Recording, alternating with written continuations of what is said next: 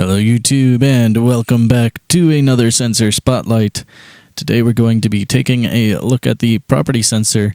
Now this is going to be a small one, so it's going to be a really short tutorial, but you may find some of these things to be rather useful. So the property sensor will detect different things about the properties that you can have on game objects. You can add a property by selecting the game object. And then in the logic mode, if you don't see the property window, you can click this little plus on the side, and all of a sudden you have a property window.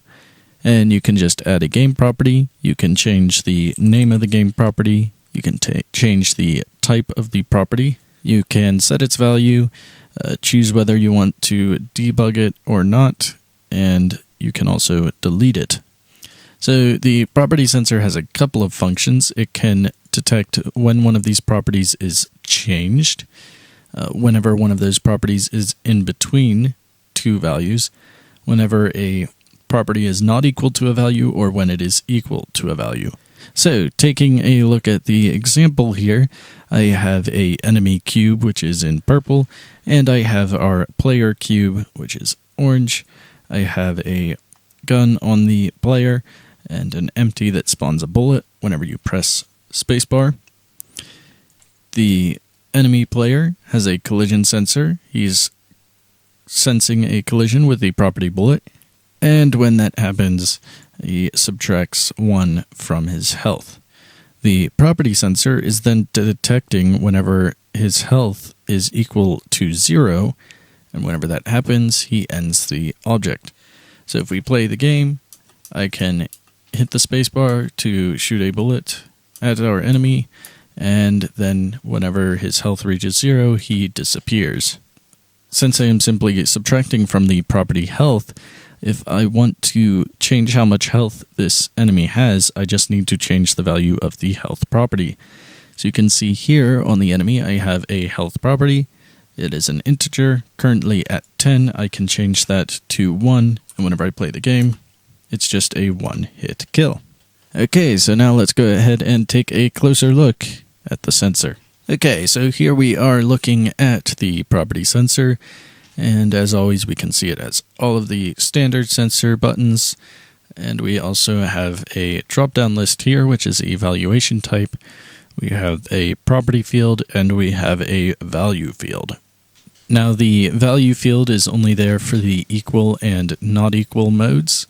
So evaluation type, we can change the mode that this sensor is in, so we can change what the sensor will trigger based off of. And in here we have changed, interval, not equal, and equal. So starting with equal, we have this property field here, and this changes what property we will be looking at.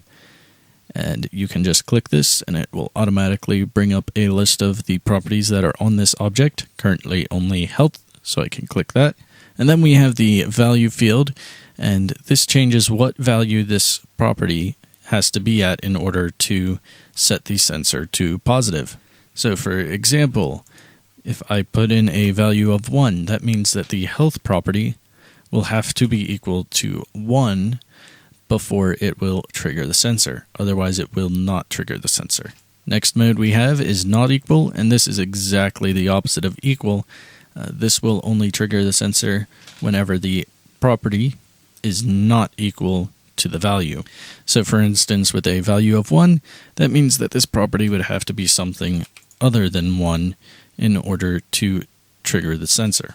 Next we have the interval mode, and this means that the value of the property has to be in between the minimum and the maximum values.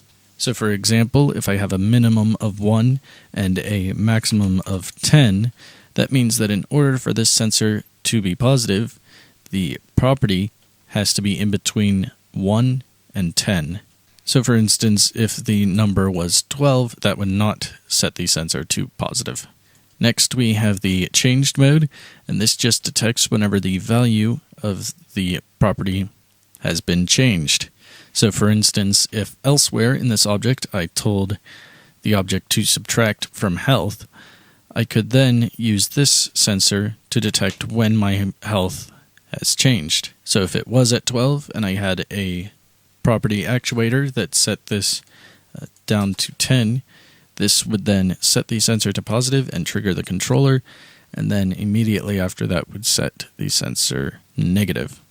Okay, so that was a look at the logic brick. Now we're going to take a look at some of the Python attributes that you might want to use for the sensor. Okay, so here we are in Python, and of course you can see we can get the sensor the same way as we get all of the other sensors. And the property sensor does not have any unique status attributes, so it only has unique configuration attributes. The first group of which is all modes, so that means that these attributes can be used with all of the sensor modes. The first of these is prop name, and this will either return or change what property we want to be looking at. So in this example, I'm setting it to look for the property health, and this will either return or take a string. Next is the mode selection, and this will either return or take an integer, and this changes what mode the sensor goes into. So mode 1 is equal, mode 2 is not equal, mode 3 is interval, and mode 4 is changed. Moving on to the attributes for the equal and not equal modes, we have value, and this is either reading or setting the value that will trigger our sensor. So for example, here I'm setting it equal to 10. That means that the property health will have to be equal to 10 if it's in the equal mode, or if it's in the not equal mode, that means that the sensor will have to be not equal to 10 in order to trigger our sensor. Now this can be an integer, a float, or a string. Next we have the interval mode, and this one has two attributes. We have min and max, and this is either going to get or set the minimum and maximum of the interval. So this is the same as setting min and max on the sensor while it's in interval mode.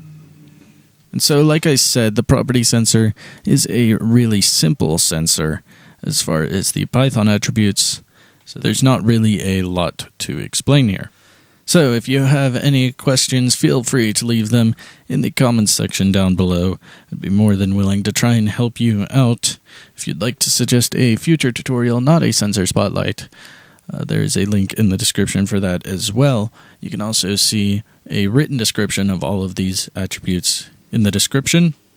Next time we're going to be taking a look at the radar sensor, but until then, I want to thank you guys very much for watching, and enjoy the rest of your day.